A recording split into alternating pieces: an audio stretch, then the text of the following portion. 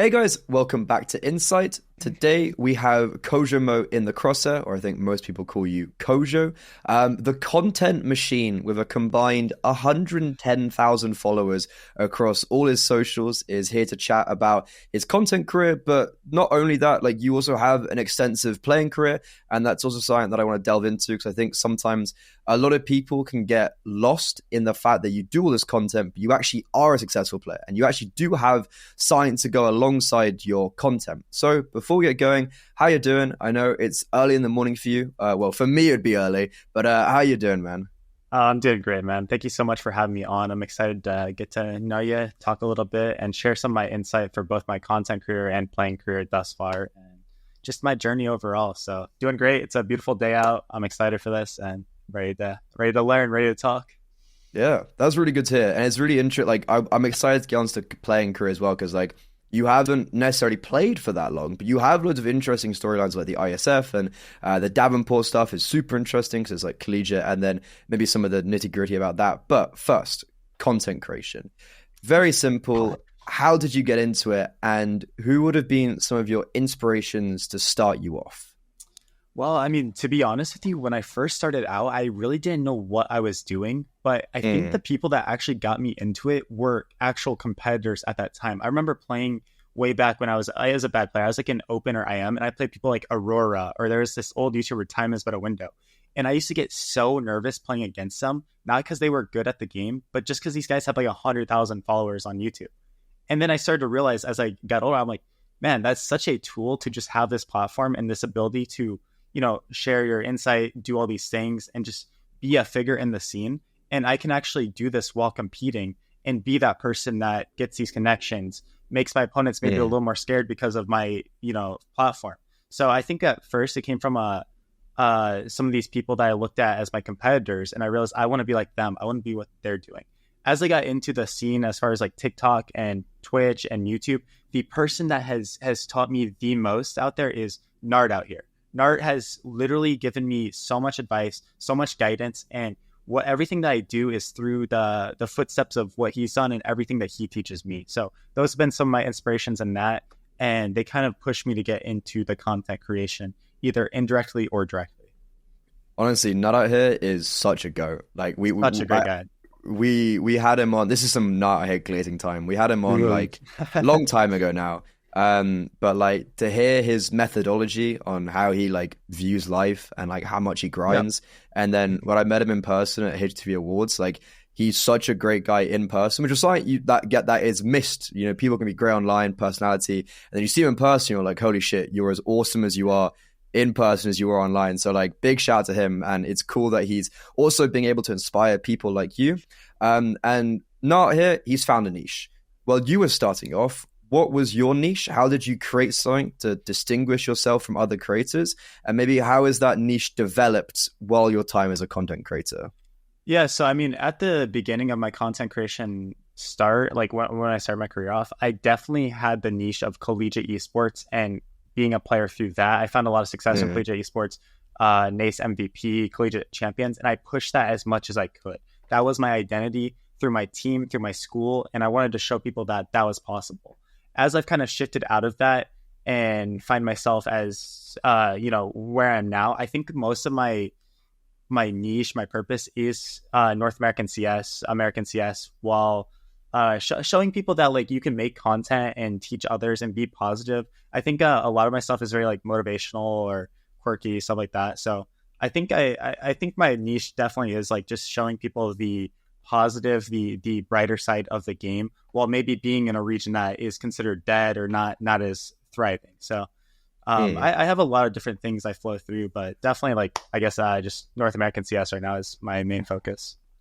Yeah. Are you worried that North American CS is, like it's not massive and you might not attract other people from outside of NA? So are you still looking to develop that niche like you've already done before to maybe get like a wider scope of things? Yeah, I mean, and it's definitely something I have to look at, because I'd say a great majority of my TikTok followers happen to be Europeans. For YouTube, it's a smaller majority, but still a majority are Europeans. Most of the people that want to view content in Counter-Strike are European centric. So it's definitely something I want to shift towards, but I do think that it makes me unique. There is a lack of high tier competitors in North America that do make content. So even though I may not be appealing, broadly, my audience isn't American, I think that they still find enjoyment from watching somebody from a different region try to grow. And it helps me kind of be the spearhead of content creators that are trying to compete in the scenes, in the Counter-Strike scene. So I do think that it's very good for me. I could try to branch out of that, but right now I benefit greatly from being that figure versus just being another content creator. Yeah, no, I kind of completely agree, to be honest. And do you think, so like you kind of said, like motivational, you give a lot of tips. Do you think you have more of a leg to stand on when you are giving some of these tips and you are making some of these videos because you are like an ECL player, you've got all these stuff around you? Yeah, 100%. And I've had lots of discussions about people on the direction of my career, both through content and competition. And the greatest thing that is in my life right now is the fact that I am competing at the highest domestic league in North America, and I'm one step below Pro League. It gives my videos a lot of credibility, a lot of, credibility in the fact that like this guy's actually doing what he's showing, right? Or like he's made it here because of the tips that he's trying to share. And that's why I got into the tips part of like my YouTube and everything. Because when I first started out in this game, I had no clue what I was doing. And if I would have watched channels like mine from actual players giving real advice and real tips along the way, I would have developed so much more quickly, so much more rapidly, if I had that content available to me. It was out there, but I just wasn't searching for it. So every person that I can find to help sow the seeds of, what they should be doing inside of the game to improve faster, it makes me so happy to see that progress from lots of my fans and just viewers out there. Bro's answering my questions before I even asked them. My next question was going to be, you started off with no help, and is that kind of why you've leaned into this like helper type thing and content? Yeah, like I said, 100%, man. Like I 100% have, and it makes me happy. Like genuinely, I find so much like fulfillment and enjoyment through helping people who are silver, gold, nova. Like honestly, to be 100% honest, I love helping those newer players and beginning players because they have no footing in this game. They have no direction. And it's as simple as me teaching them how to play Face It or how to join a team. And now they go down the route that I wish I would have gone down a year sooner, 2 years sooner. So I love it, man. Makes me so happy. Yeah, no, like I think it's a good thing to motivate you because you're just like, because I mean, I would have been the same. Like when I'm starting, it's like, imagine if there was someone that could like clearly be like, I remember going on Reddit forums and be like, how to join a team, how to make it pro. And it's like, you don't be able to find an answer, but I guess you kind of create that answer. And so I like kind of ultimately, you pump out a lot of content and you do it around a lot of other things you do. What drives you to continue doing this content? And yeah, I guess that. Yeah, I mean, dude, the thing that drives me to do this content is I want to be in this scene and I want this to be my job for the next decade at least. I understand. I got benched from Davenport. I had barely any money in my bank account. I didn't really have as much of a direction. And it forced me to work as hard as I've ever had to in order to make a place in the scene for myself. I never want to leave Counter-Strike. I want to be here for the long run. And this is my way through content, competing, just everything I do to establish myself so that I can make this my dream. I can live through the means that I want to for Counter-Strike. If I don't take it seriously, if I don't wake up every day and make content, if I get complacent, if I'm too lazy, then I can say goodbye to that. And now I have to focus on things in my life that is going to take away from that dream that I have. So I mean, you see it a lot at the ECL level. I wish players would get into content and put in this work, because a lot of times what players and people are forced to do is work part-time jobs that they don't want to be in, jobs that are taking away from their ability to play the game and focus. And don't get me wrong, you've got to have other things in your life that bring you fulfillment and give you an opportunity to grow. But the worst thing for me that I ever want to do is work a dead-end job that I don't want to be in just to get by because I need to make ends meet. So yeah, it definitely motivates me every day. Yeah. And like, so I'm saying this from a position of like, I have no idea of your how your family works or whatever, but when you are making money off CS and it allows you to kind of continue CS, does that validate a little bit what you're doing to people who might not understand completely what Counter-Strike is, such as people like your family? Yeah, 100%. I think actually what validated it the most, though, is when I signed to Davenport, and I guess I went to college through the means of like an athlete going for, you know, basketball or whatever. So I think that actually was the moment where like my family and other people kind of understood like, okay, like this isn't just some dude just playing a video game on his couch. Like he actually has something. And then through the means of representing Team USA last year, and then also, yes, through like my content and being able to almost like in a way, almost like create a business, right? Like, I guess like your brand is like kind of your business, and understanding that, once I started to find success in that, it made it really like eye-opening for my family, for those around me, that, okay, this guy isn't just being lazy and playing a game. Like he's actually like working around the clock to do stuff like this. So my direct family, my parents, my girlfriend, like people that have been around me and have lived with me and stuff, they know who I am and we're close. I definitely think extended family, it took a little longer for them to recognize like, okay, he's not just wasting his life. Like, you know, there's always those concerns. So I'm living every day to try to make them proud and to do my best for all of my family. Yeah. So you mentioned Davenport there. When, you know, like you go to Davenport, it's good. But then when some of the stuff came out with how, like, don't know what the right words, but like how it was kind of a shit show, I guess. When you said it validates previously, does it maybe devaluate some of the stuff when the news about Davenport resurfaces, or surfaces rather? Yeah, I mean, I think it, you know, obviously things did not go as smoothly as they maybe could have, or, you know, it wasn't ran as properly as it could have been. But genuinely, there is a path through collegiate for people out there. I genuinely do think that if you are a person out there and you want to get involved in collegiate CS, you need to go to the college that you want to go to first.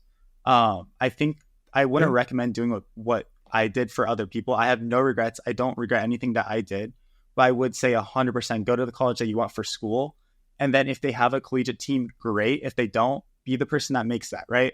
I mean, yeah, like I said, like things definitely weren't ran as like smoothly or properly as they could, both on a player level, coaching level, management level, everything like, you know, was difficult, but also at the time there was nothing like that, right? There's nothing to look on. Sure. There's a lot of people who are immature, including players and coaches. Like we're a bunch of 20-year-olds trying to make something work.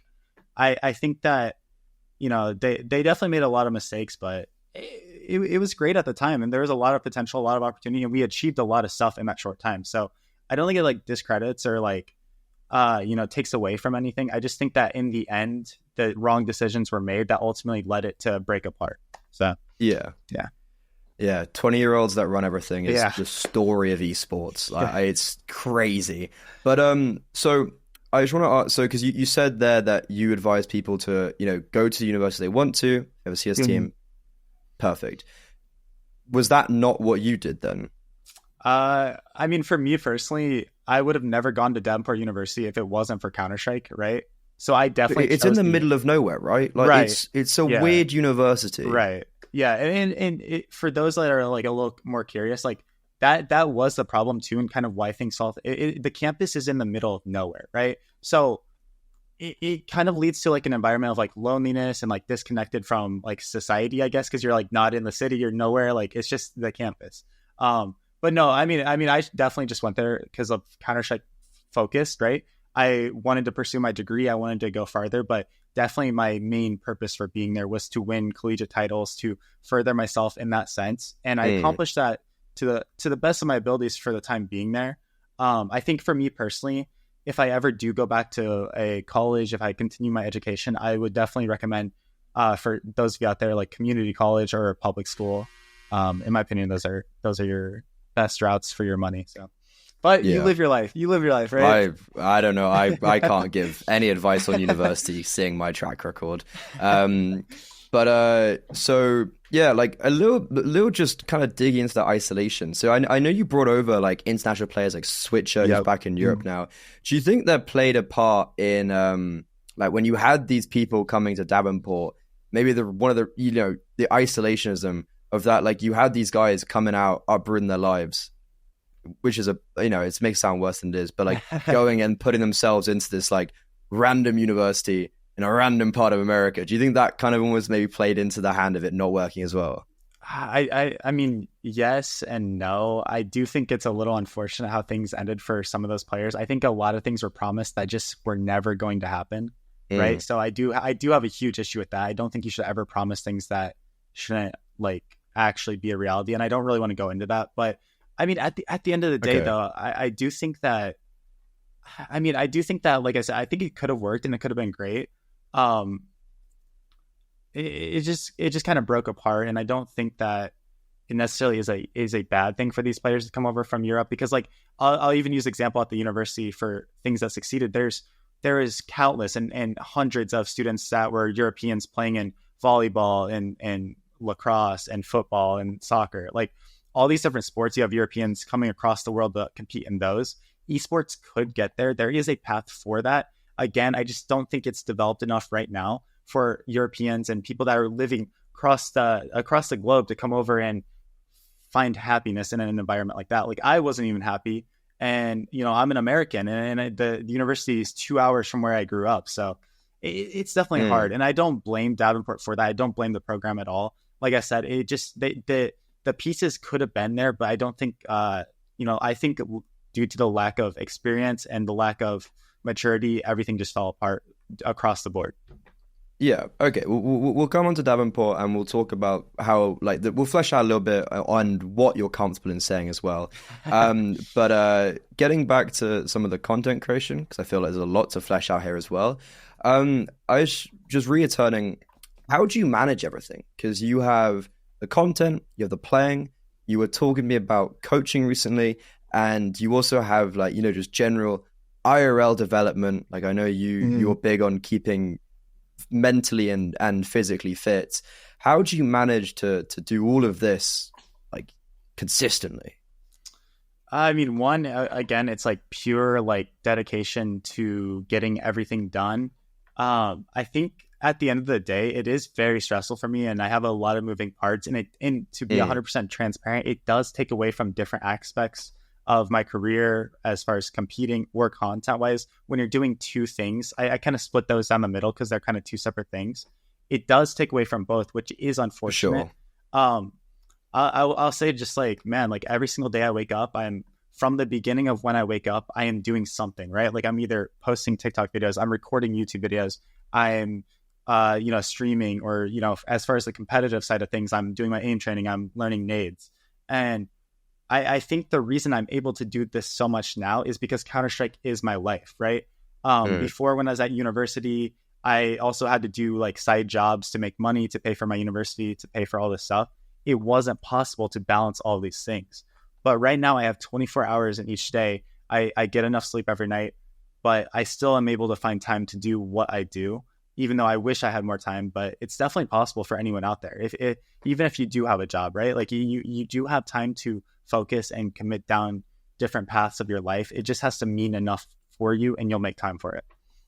Yeah. And do you actually have any time to consume content from other people, to like, not in a sense of relaxation, but in a sense of like learning from others? Because I know a big part of content creation is seeing what other people do and kind of the old yoink and twist. Do you ever have any time to actually consume people's stuff? Yeah, I'm not the biggest Counter-Strike like content consumer. I think a lot of times, like, from the advice of like Nard out here and other people, like, what I'll do is I'll find inspiration from other creators and find what's trending, what's not trending. I'm huge into like learning the algorithms for each platform. So again, like, genuinely, a lot of times what you'll learn, especially like on YouTube, is you don't even really need to watch the content of the video. It's all about the thumbnail. It's all about the title. It's about the concept and understanding what is popular right now and what's not. So as far as like that, I don't really just sit there and watch like content creators and other people that are doing similar things to me. What I'll do is, and the thing I love about the content scene is everybody is so connected. Even people that you would think are like my competitors, we're so close together, and we're always bouncing ideas off each other. Like, hey bro, you should do this, or somebody should make a video on this. Versus the competitive scene where it's like, man, like, it's so cutthroat. Nobody wants to give anyone anything. People are very hostile towards each other, and it is why the content scene is a lot better than the competitive scene as far as like those connections and, how people treat each other. Yeah. So do you think the NA competitive scene is quite cliquey in that way? Oh, dude, yeah, 100%, right? And we're all part of the problem, right? Like, I'll sit here and say this, but like, we're all part of the problem, and it's not just one specific team or group of people or players. But it is like genuinely, man. Like, I'll even use FPL for an example. Like, dude, these people will get invited to FPL. They'll earn it. They'll get invited. It doesn't matter how they get there, and they are just instantly, literally, I'll just see it like in the FPL chat and the games, like with the streams, people playing for no reason. These people are just like put down, like pegged down, like, oh, we're better than you, you're awful at the game, you don't belong here, there is so many cliques for no reason other than people just have this misery or this like toxicity or this like feeling of being not in the place they want to be, so they have to put it onto other people. I see it like across the board in NA, and I'm sure it's the same thing like in other regions too. It's not specifically here, but it's so sad to see.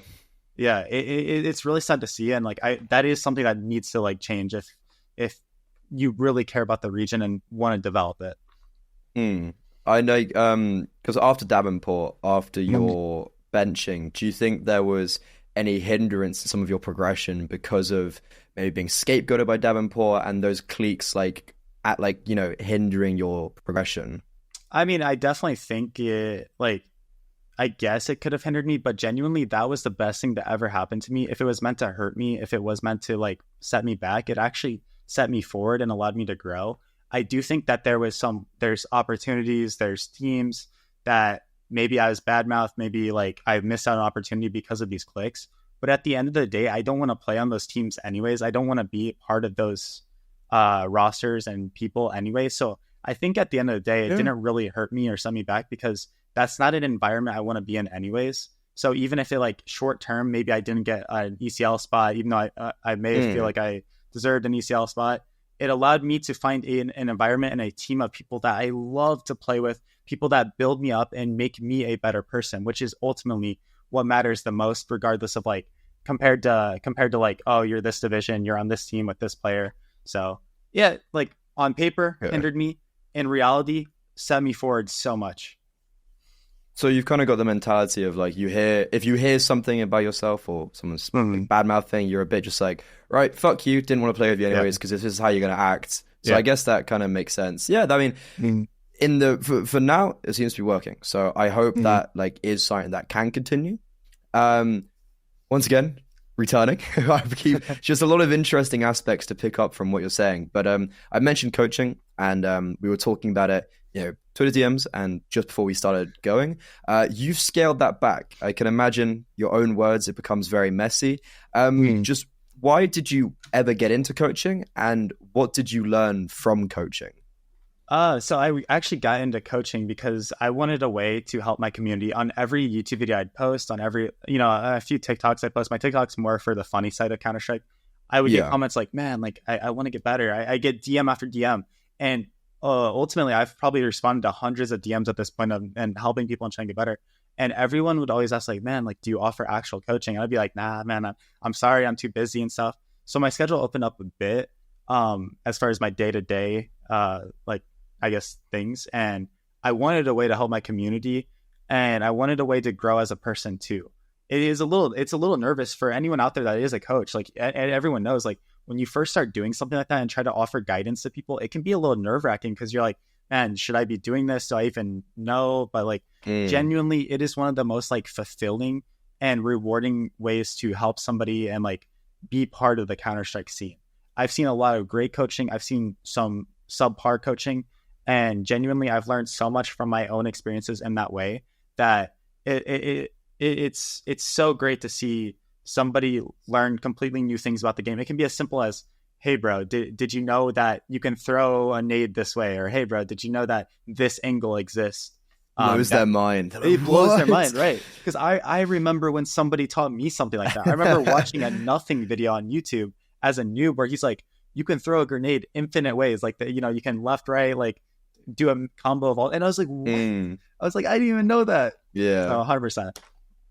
Yeah, no, like there's so many things that I remember from people that like they've shown me stuff and I'm like, damn, That, when I heard it, blew my mind. Blew it. The reason why I brought coaching into this conversation was because you do, obviously, a fuck ton of stuff. And you mentioned the whole Counter-Strike 24 hours a day.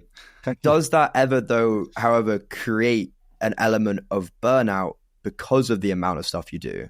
Yeah, so it 100% can, and it does at times. What I try to do in my career, because I have so many different like aspects of things, even within like competing, I break it down into different things, and content, I have like different platforms I break it down.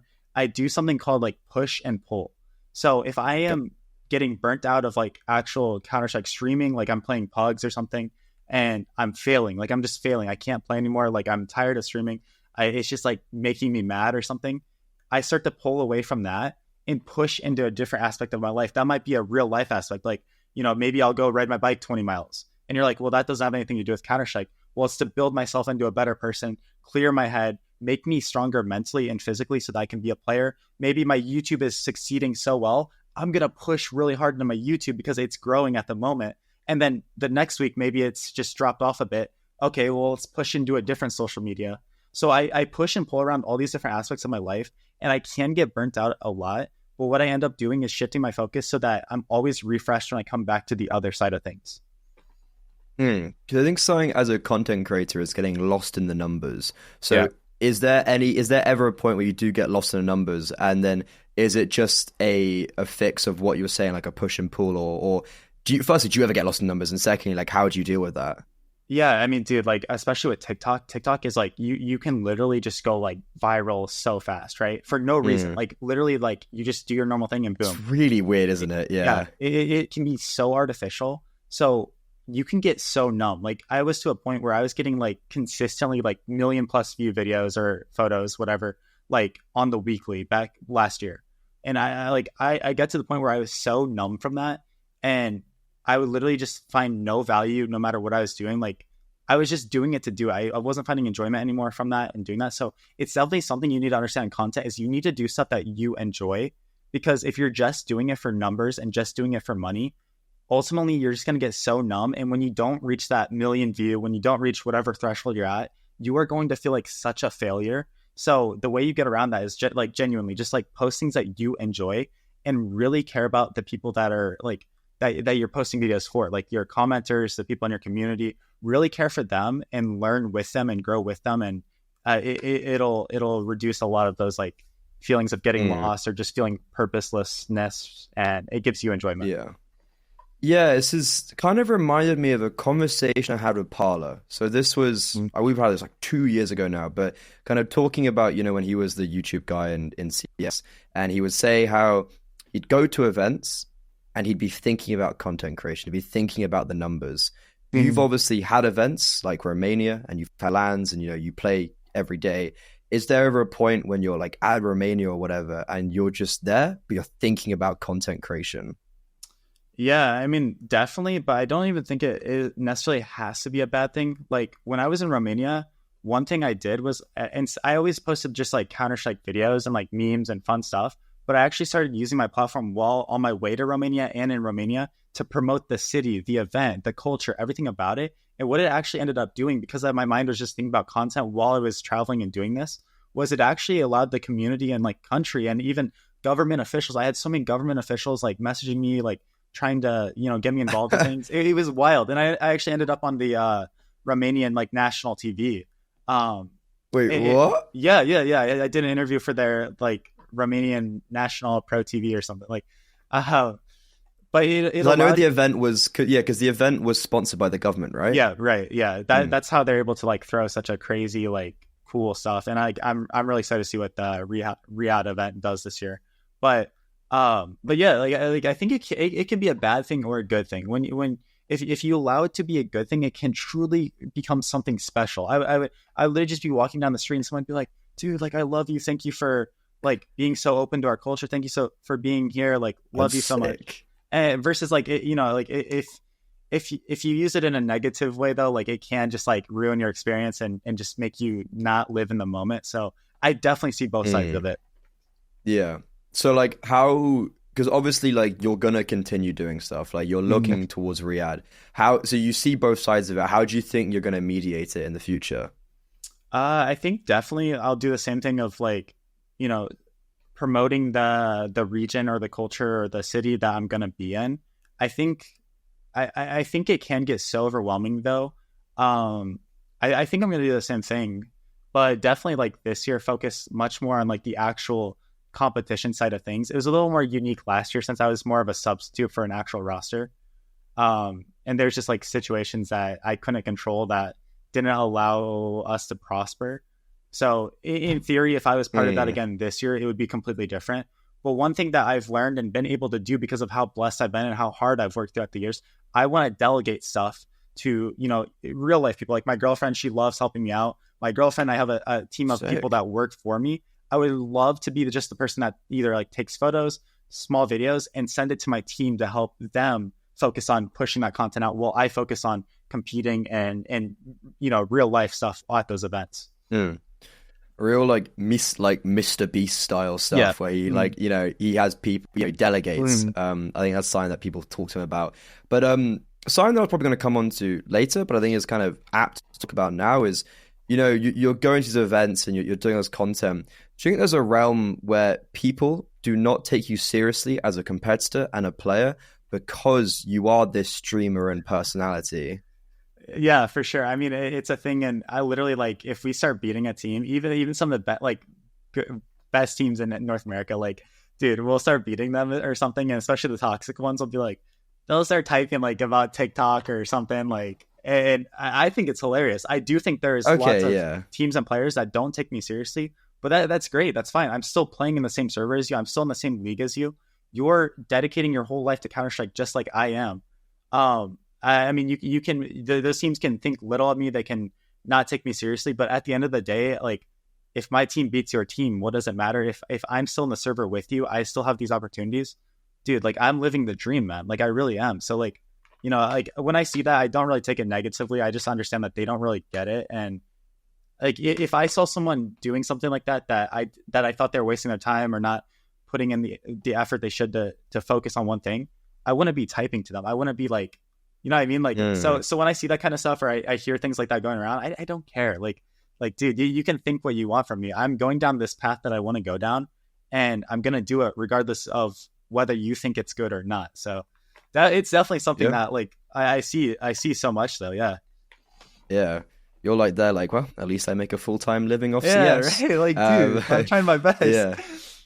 Yeah. And, so I guess kind of bringing you on from that, like continuing on that, of just like people's perception. I think you're actually quite similar to me in the sense of you put out content in quite a pushy manner, and it's like you are making people know who you are, if that makes sense. And I respect it personally. That's my opinion. It's like, and I know a lot of people do respect that stuff, but sometimes people will definitely be like, oh, this is so try hard.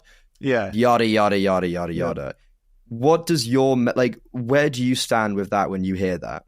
Dude, I mean, I totally get where they're coming from, because a lot of those people that say that kind of stuff, they say that because they at one point wanted to get into that same thing that you are doing. Yeah. Right? Like I totally understand their frustration. I'll never be that person because you're never going to have like I'll say like an Oni Pixel. Like you're never going to have a big name like that get mad at somebody for tryharding and something that they're doing. The only people that are going to say that things to you are people that wish that they had the effort and like the motivation to do what you are doing.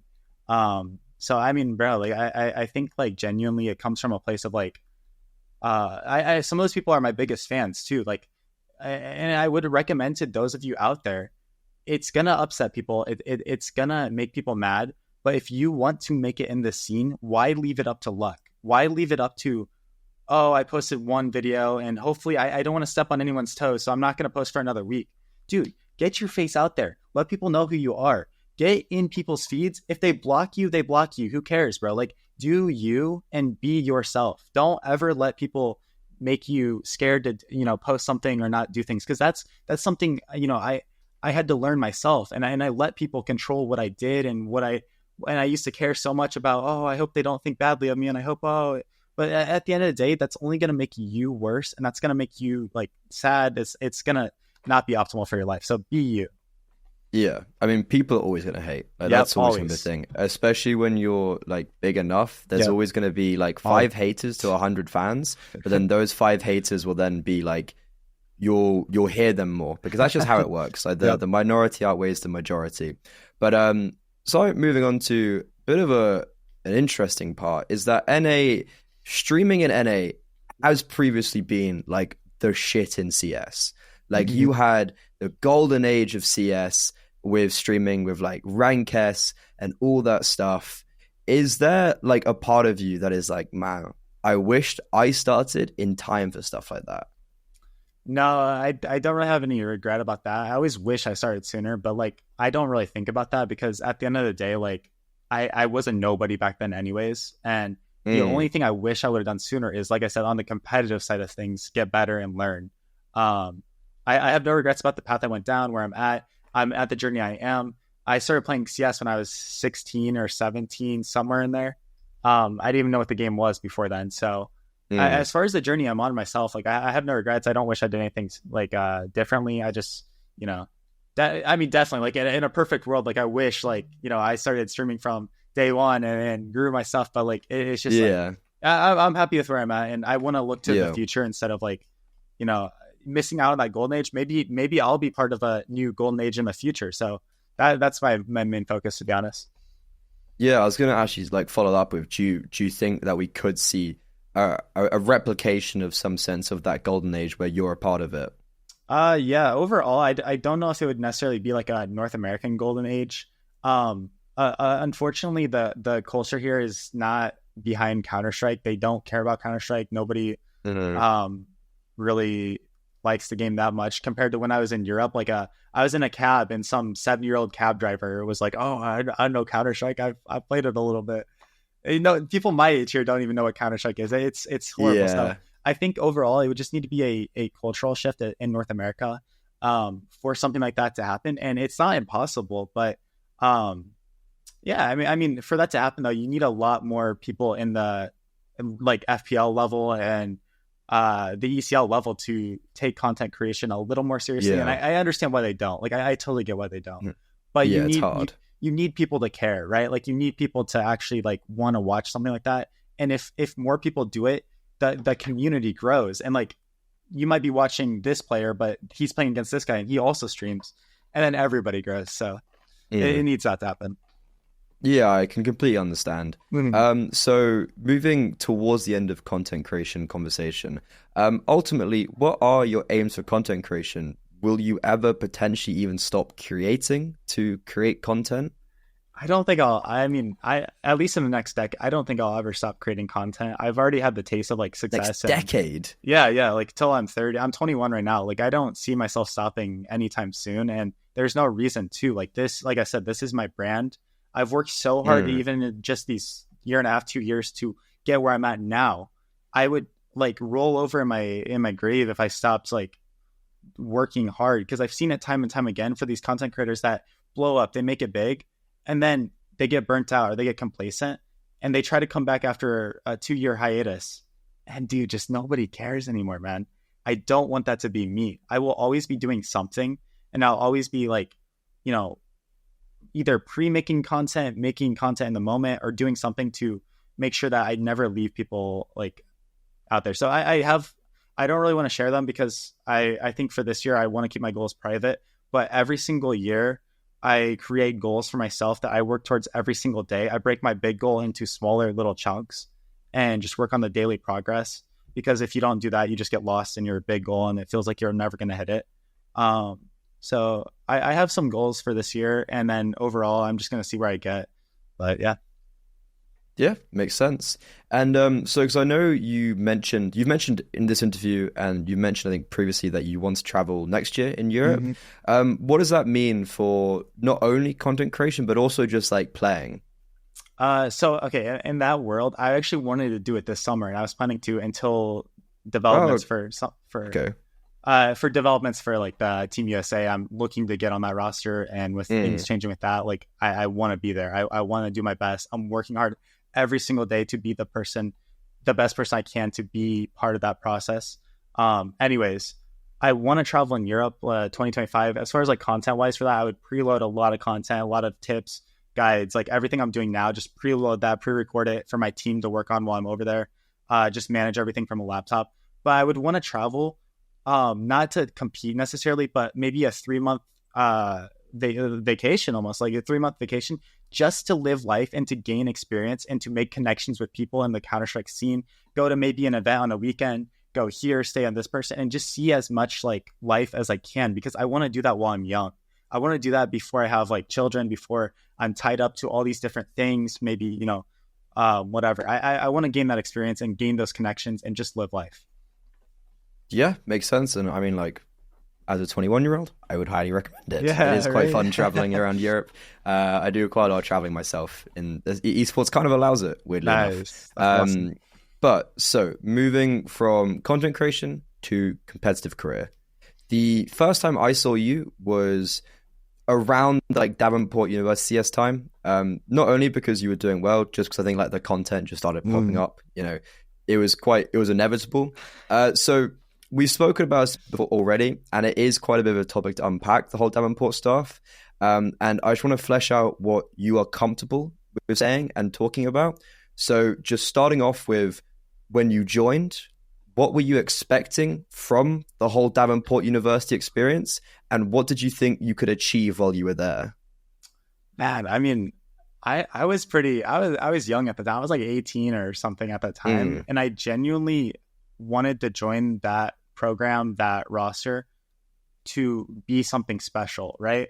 I didn't know necessarily what direction my life wanted to go down. So I did join that roster and that organization to win collegiate, to be the best at something, to make myself, my family, my team, everyone proud, and kind of do that while getting my degree, right? So at the beginning, that first year, my pure expectations were to just genuinely be the best collegiate team and player possible.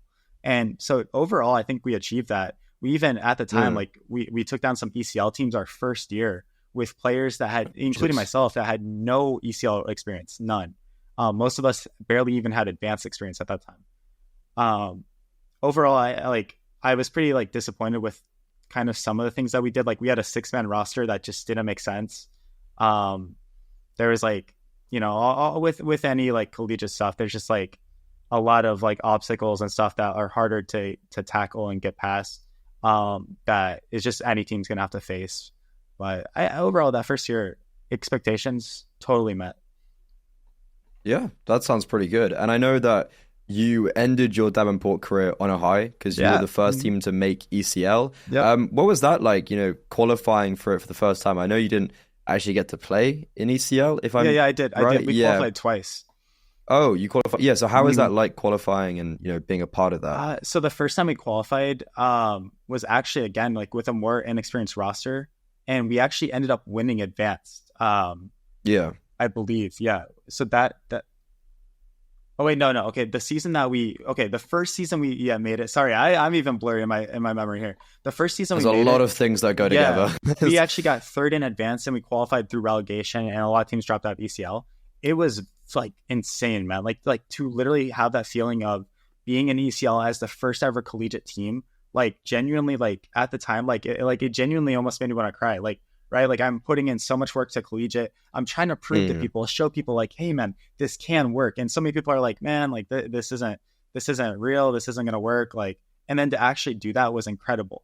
The problem is when you all make like a division like that your first season, and none of us had any experience. We're playing teams like MIBR. Team One, you know, all these like seasoned players that have this international experience, and we're just like a collegiate team. We came crashing down so much. Like the only team we beat that season was Mythic, right? And, like you got to get beat. You got to get beat. And I think for a lot of players, they can't take that beating, and they just fall off the rails when they get humbled like that. But for me, genuinely, that season was the season I grew the most, and I learned the most, both team-wise and individually, right? We got knocked back down to advanced. We went back, and then that was a season we ended up winning advanced. And we were on a high note. We went to Philadelphia to play in the collegiate national championship then too. We easily win the collegiate national championship. We're on such a high note, and that's where my career ended with DU. So, I mean, bro, like so many ups and downs, but like so many great memorable moments, man. Like genuinely, like so much success, so much positive things, like countless collegiate events and tournament victories. Like we were the best like collegiate team at the time, and there will be a greater team than that at some point. There will be, like it's inevitable. Probably. But man, like for what we had, the tools we had, the players we had, bro, like crazy results, insane. And it's because of the hard work that we put in, genuinely, as players and coaches through all of the turmoil, all the bad things. Like, dude, it's incredible stuff. I mean, like, did it not hurt at all when like you're on that high and you get like not even humbled, but like you get it taken away from you? Yeah, and I mean, dude, like I said, I don't want to get into like mega details, but the unfortunate reality of that too is like I wasn't on the greatest terms with like what was going on because I didn't like the direction the program was heading anyways, both players wise and staff wise. I think that we all could have done so much more outside of the game, which was kind of where it spearheaded, because we had players that were at this college to purely play Counter-Strike, and then there was players like me that wanted to get involved in like things like with the community, like Grand Rapids, Michigan, like do things in the community, do things. And overall, like I didn't like the direction things were going, but I did have a meeting towards my end of the time there, going into that break that we had. And it's a little like, like to this day, I don't understand their reasoning and their process. And I ultimately, like, I think things ended how like I kind of expected from the decisions made, but I was essentially like told like how excited the staff and the team was with me going into the next year, and how like this was going to be a great UCL season, and how, you know, we might have had some problems, but things are going to be so great. And like, I don't understand that. Like I was a great student there, which was in shortage on the program. There was very few players on the roster that like could maintain grades and play at the same time. So ultimately, man, like it was super disappointing as far as the decision-making of that. That's the only team I've ever been cut from. And to me, I didn't agree with the reasoning, especially because the players that they brought in, and I love the players they brought in, like I love them to death, like those guys are great dudes, but the players they brought in one of them didn't even attend the university, so now it's not even a collegiate team. And then the other player that attended also wasn't even going to be on campus. So I think that there was a lot of coping and a lot of like I don't want to say lying, but a little bit of like manipulation. And then ultimately it was just self-destructed. Like genuinely, that program just self-destructed for no reason other than decision-making, like cutting me. I don't think I'm a great player. I don't think I'm like this insane, like holding everything together. But when you cut somebody like me from the roster that maybe I was playing bad, or maybe you didn't like things that I was doing, but when you cut like an integral piece of the roster like that, it just falls apart. So that's a long ramble to say that I didn't agree with the decisions that were made, but they ultimately were made in that way. And ultimately things ended up happening based on the decisions that were made. Yeah. Wait, so you had a meeting about how they were excited to work with you. Yeah. And then what was the time frame from that meeting to when you got removed? Yeah. So I was pretty frustrated with the fact that we were 15 players on campus, and we had been promised that we're going to do so many things together. There's going to be so many opportunities. And I was paying tens of thousands of dollars to be there at certain points, and we were doing nothing together, right? And I'm in isolation. We're freezing in Michigan. You got to realize, like, this is way up in Michigan. Like it's hard to even leave your dorm room. And in my mind, I was like, dude, like I was promised like so much connection that we're going to do things together. We're going to do activities together. We're going to be like a brotherhood, right? And I was getting disappointed that all of these like promises and other things that like I said, I'm not going to discuss, weren't being met. That I was like, okay, guys, I am doing online classes already. I'm pouring every single thing I can into this team, into collegiate CS, into representing what I love. I love this so much, right? I'm going to go spend time, since clearly we're not doing anything together. I am going to live in Indiana, which is my home state. I'm going to go live there and spend time with my loved ones to make me happier, to make me a better player. And since we are doing nothing in person anyways, like I will travel when we're going to lands. I will travel up there and we will go together. And so I had a meet because like I came to a boiling point where I just couldn't like handle the stress and the disappointment anymore. And so I had a meeting with our with our staff and everything, coaching. And I thought we came to a conclusion. Like, you know, everyone apologized. Like, okay, man, like totally agree. Like, you know, you need to do what's best for you, and this is best for the team. If you're happy, everyone's happy. Like, we're all gonna be better from this. And I'm like, okay, man, like, yeah, like, good stuff. Like, I'm excited for next year. You guys are awesome. Like, I'm sorry that we had these disagreements. Like, we're gonna do this. And then literally one day before the semester starts, I already paid for half of my classes. Hey, Kojo. Actually, you know, the team's moving forward without you. Like, so it was a shock. Like, I wasn't happy about it. I was not. But in some sort of way, I felt a lot of relief. It was devastating, like internally, but I also felt a wave of relief too, because again, I knew I had now time to pour into myself and go a different direction with my life, and do what I could in the scene, like do the best I can. And that decision that they made, whether I agree with it or not, ultimately ended up being one of the best things that could have happened for me in my career and my life. So that's a lot of talking to say that I wasn't happy with things ended, but you know, they worked out. Yeah, I mean, sounds a bit fucked. The whole bro. So basically, I want to live off campus. That's fine. Actually, it's not allowed. And do you know what we're gonna do? We're gonna bring people in who don't even go to the university. Yeah. So I want to point out. I want to point out, like, dude, like I'm not trying to like this or like bring bad things. Like, what happened. I can laugh about it now. Like, it's funny now to me, but at the time that actually like hurt me so bad inside that the reasoning that I was being like benched from the roster was because of my unwillingness to be on campus after I had that meeting where it was okay. And then you bring in 2 players to replace me and Switcher that are not on campus, and one of them isn't even going to be a student at all. So like, to me, that did hurt. Like, if you're going to bench me, don't lie to me. Like don't lie to me, guys. Like, and there's a lot to get into. Like, one of my closest players, like one of the closest guys on that team at the time, Pug, like, dude, I remember I made like a tweet saying like, I'm leaving DU, like all this stuff. And he's like, what do you mean you're leaving DU? Bro, we're playing a season this season. Like get ready for the season. What do you mean? I was like, but you said it was a team decision. He's like, I didn't know you were getting cut. I was like, what? I was like, bro, you didn't make that decision? He's like, no. Like, what? It was a lot of turmoil. Like I'll laugh about it now. It was just a lot of immaturity, including myself. Like, immaturity on everybody's part. But that's what happens when you have a whole bunch of 20-year-olds like together. And that's why when I joined Take Flyte, I literally, the first question I asked every team I was considering joining, how old are you guys? How old are you?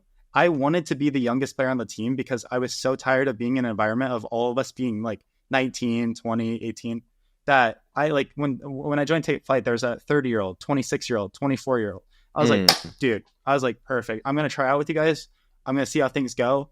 And I want to grow as a person from you guys. I don't care about our results. Yeah. I don't care what we achieve. I want to grow as a person through you guys. And dude, that's why I've stayed on this roster for as long as I have.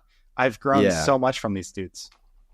Yeah, I can understand. And so I guess wrapping up the Davenport conversation, do you think the hardest thing then was not the lies and some of the mismanagement that has obviously, you know, like that's been publicized with like I think everyone knows the stuff you guys have promised to an extent. Like, there was that facade and there was that project that wasn't promised.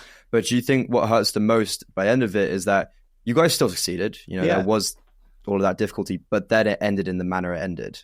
Yeah, I mean, I'm a little disappointed. I can't say I'm like surprised. Like, I kind of knew the people and the like environment I was in was not optimal. What makes you say that then? Just the way like people were living their life, and like just the way other decisions were being made were just not in good favor for like the program or people. So it's more based on individuals, was it? Succeeding? Yeah, there was a lot of self-destruction. I'll say like genuinely, like there was a lot of self-destruction where people were not going through the best phase of their life, and instead of like dealing with that positively, they just lashed out on anyone near them. So 100% self-destruction. So I'm not surprised. I'm not angry. I'm not like mad about it. I was just so disappointed because, like you said, we were on this high. We were rising up again. We had a roster like a full of like people with great experience, everything. We were losing Switcher, which was devastating. But again, that's due to his own circumstances. That's not due to anyone else. But we had so much momentum, and I like as soon as they like cut me, I was just like, guys, like, dude, like you're letting self-destruction destroy everything, right? And then they went into the season. I think they had to forfeit a game. They were playing with players that they didn't even plan on playing because people couldn't show up to the server. You just had endless problems. And I was like, dude, guys, like we had so much good stuff. But essentially, that's not up to me to decide. That's not how things planned out. And with all of, like the ranting and all the things I've talked about, like that's just how we're made. And again, like I am so grateful. I'm so thankful for all the opportunity, everything I learned, everything that was given to me, all the good, bad experiences I had. Literally so thankful because it molded me into the person I am today. And those decisions allowed me to grow. So no hard feelings at all. Yeah, and just kind of coming towards the end and looking towards some of your stuff with IESF. So we've spoken obviously about you in Romania. You played with Detonate. You were standing in with them, right? Because it was like the roster got sent over. You were playing with them.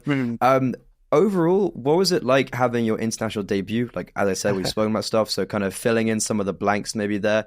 What was it like representing your country, going to Romania and playing with people who were also pretty experienced themselves? I mean, dude, it was interesting. I genuinely, I was a little nervous at the beginning. I will share like a funny moment. Dude, we were playing the Macedonia team, North Macedonia, first game. And bro, I'm not gonna lie. Like, that's a hard team. That man. is, they're good. And yeah, I'm not kidding you. My debut could not have gone any worse because as I'm flying over there, I have a horrible ear infection. I can't even hear out of one side of my ear. It's like so painful. But anyways, we get into the server and like we're all nervous, man. Like we're experienced, but none of us have ever played like international, not even close. Like, dude, I was in a 1v3 on Fist Round against them, and I won the worst 1v3 I've ever seen in my life. You won, dude. I won it. Like it was so bad, but those guys must have been so nervous too, like for no reason. But like it was just so funny. We failed, I guess, like score wise and everything, but for the circumstances that like I was thrown in and the team was in at that time, because ultimately that team ended up disbanding shortly after too. I'm proud of what happened. I'm not proud of the scores at all. I'm not proud of the result. It makes me disappointed in that way, but I am proud of like the experience and how things went, the positivity, the experience, the learning. I learned so much from that. So incredible, like genuinely incredible. And I got to do that through the connection I had at Davenport with Pug. So that's why connections are everything. I was gonna say. Yeah, I was gonna say, like, following on the conversation of Pug, when you were maybe having those struggles in Romania, was it nice to have a more friendly face in form of Pug there?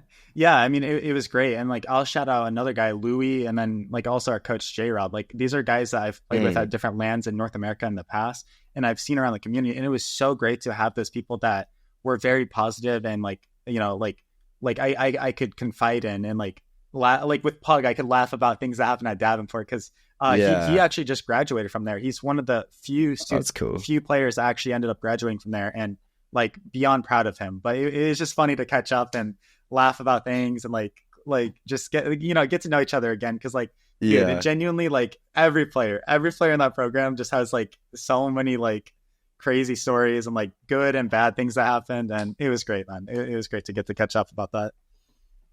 Do you have any crazy stories that you care to share? No,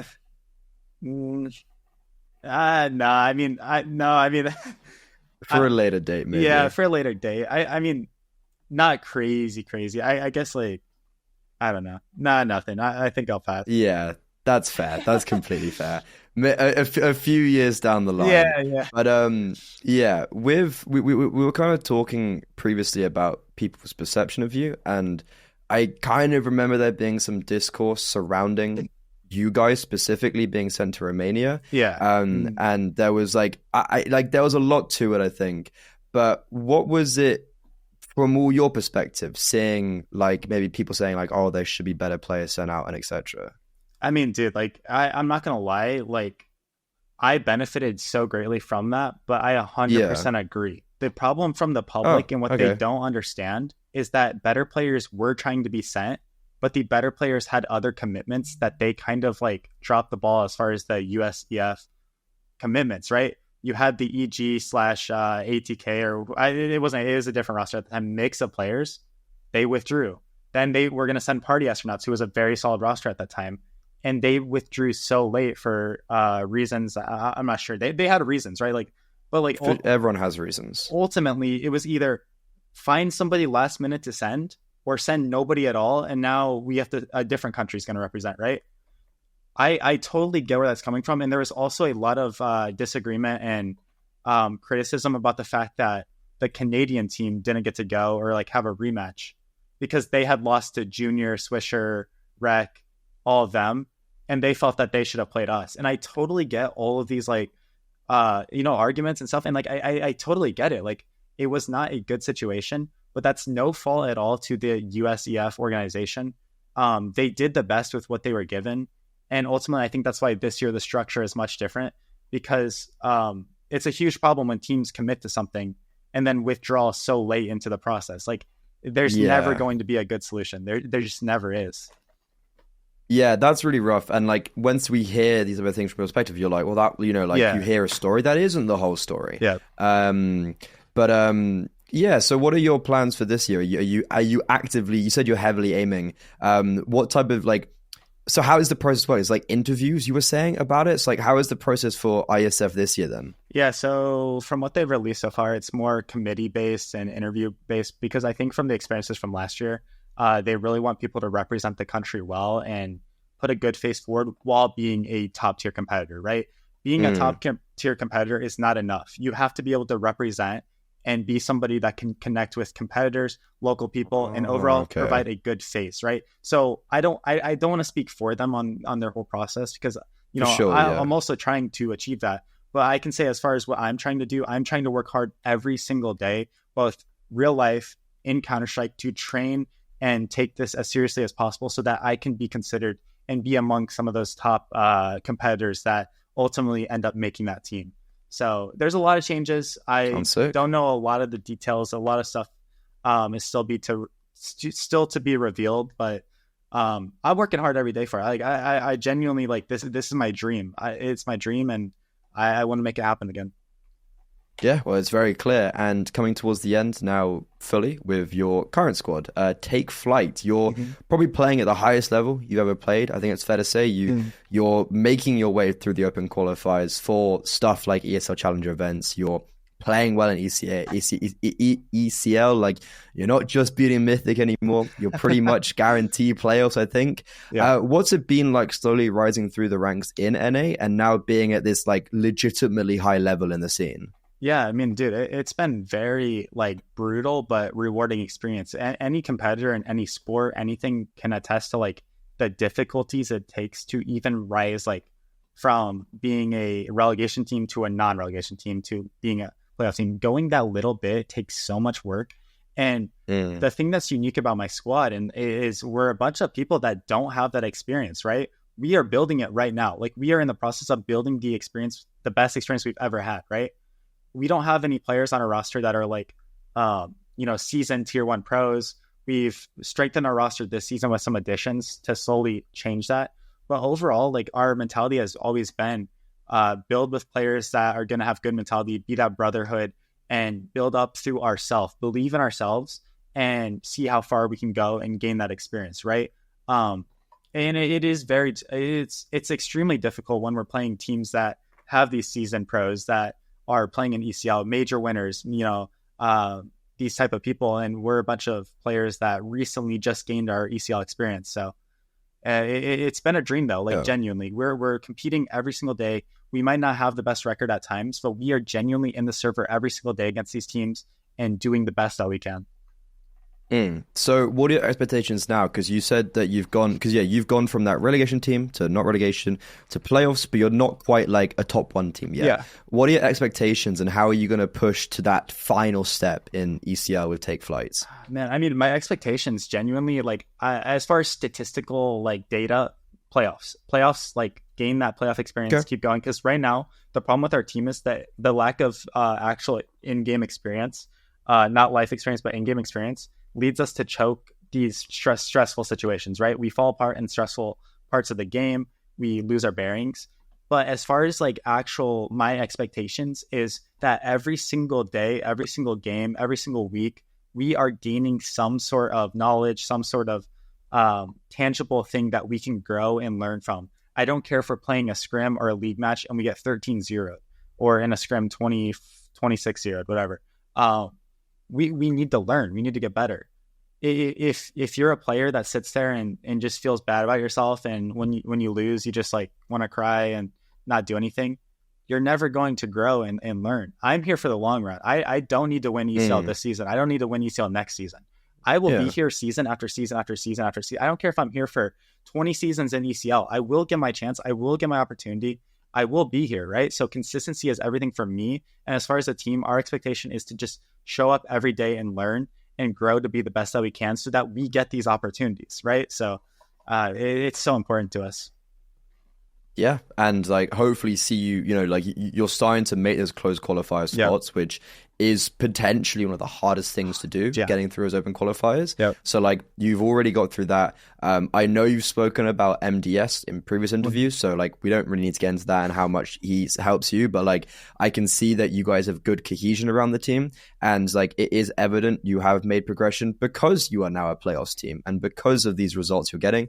I hope to wish you luck as well making the IESF team this year in Riyadh, and overall CoJoMo, it's been an awesome interview. I really hope you the best in the content creation as well. You'll be smashing it out. I better be seeing my face on a TikTok on my For You page. But yeah, thank you so much for joining me. It's been an absolute pleasure. Do you have merch? I have some merch now. I do. I have some merch. Just some funny stuff, like some mugs and stuff. Just some funny stuff. That's pretty cool. That is an insane mug. That's a fever dream of a mug. But thank you so much for joining me. I feel that we've gone into a lot of detail. And for anyone that's watched this far, thank you so much for watching. And make sure to stay tuned next week for another episode of In the Crosshairs on the Insite channel. Thank you very much, and we'll see you later.